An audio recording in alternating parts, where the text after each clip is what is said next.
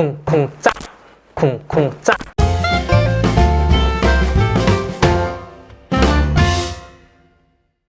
배꼽손!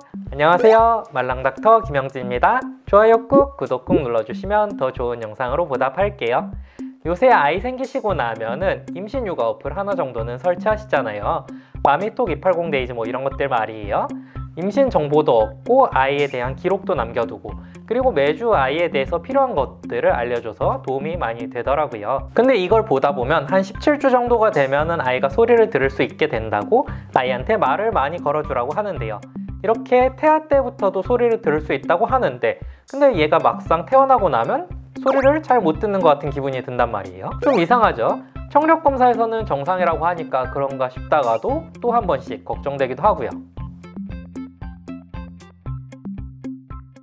우리가 소리를 듣는다는 건 생각보다 복잡한 과정이에요. 소리가 귀에 들어와서 고막이라는 얇은 셀로판지 같은 막을 울리고, 그 진동이 고막에 있는 이소골이라는 뼈를 흔들면서 신호가 증폭되고 전기신호로 바뀌면서 청각신경을 통해 뇌에 전달이 되고 인식을 하는데요. 일단 애들이 소리를 들을 수 있다는 건 이 모든 구조가 다 만들어지고 기능은 하기는 한다는 얘기예요. 근데 태어나고 난 직후에는 귓구멍이 좀 막혀 있어요. 이게 실제로 귓구멍이 안 열려 있다는 얘기는 아니고, 얘네가 태어나고 난 직후에 보면 몸 전체에 끈적끈적한 크림치즈 같은 태지라는 것들이 묻어 있는데요. 이게 귀 안에도 귀지처럼 가득 차 있어서 귀를 좀 막고 있어요. 그래서 소리가 좀 잘 안 들려요. 그리고 귀 안에 고막이나 뼈나 이런 것들도 아직 완벽하게 기능을 하고 있지는 않다 보니까 소리가 좀 둔하게 들려요. 물속에 있으면서 소리를 듣거나 노캔 같은 거 끼고 있는 그런 기분일 겁니다. 이런 것들은 시간이 지나면 자연스럽게 없어지는 것들이라 괜찮아요.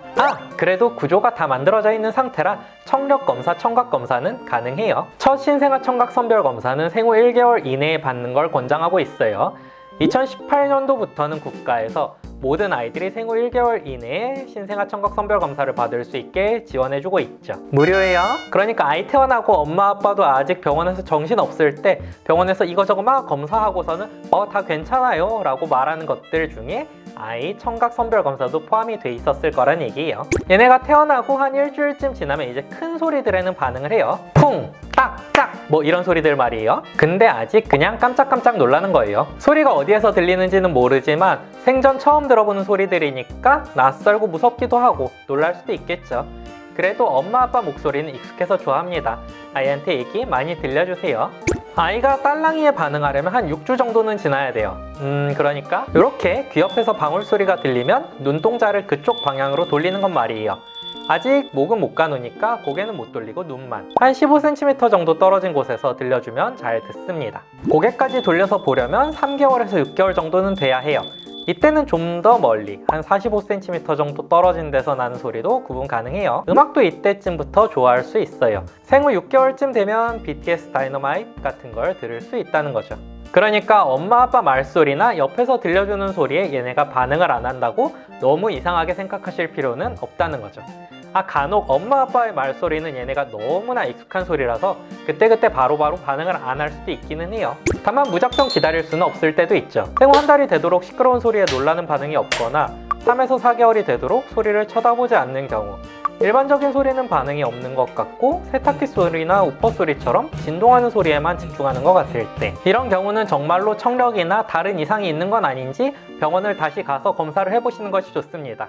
대부분 신생아들이 생후 1개월 이내에 청각 검사를 받고 괜찮네요 하고 얘기를 들을 텐데, 그런 경우는 이런 문제가 잘 나타나진 않지만 간혹 아이가 자라면서 난청이 서서히 나타나는 경우들도 있어서 아이가 이런 증상을 보이거나, 혹은 아이가 좀 더 커서 말을 배워야 할 때 언어가 너무 늦어지는 모습을 보인다면 병원을 가서 다시 검사 받아보시는 게 좋아요. 그래서 미국 소아과학회에서는 아예 만 4세 이후 청력 검사를 주기적으로 다시 받을 걸 권하고 있어요. 서서히 나타나는 난청의 경우는 눈치채기 어려울 수도 있고, 청력에 실제로 문제가 있는 경우에 빨리 알아채고 관리해주면 청력이 감소하는 거나 지능이 감소하는 걸 막을 수 있으니까요. 오늘 제가 준비한 영상은 여기까지예요. 감사합니다.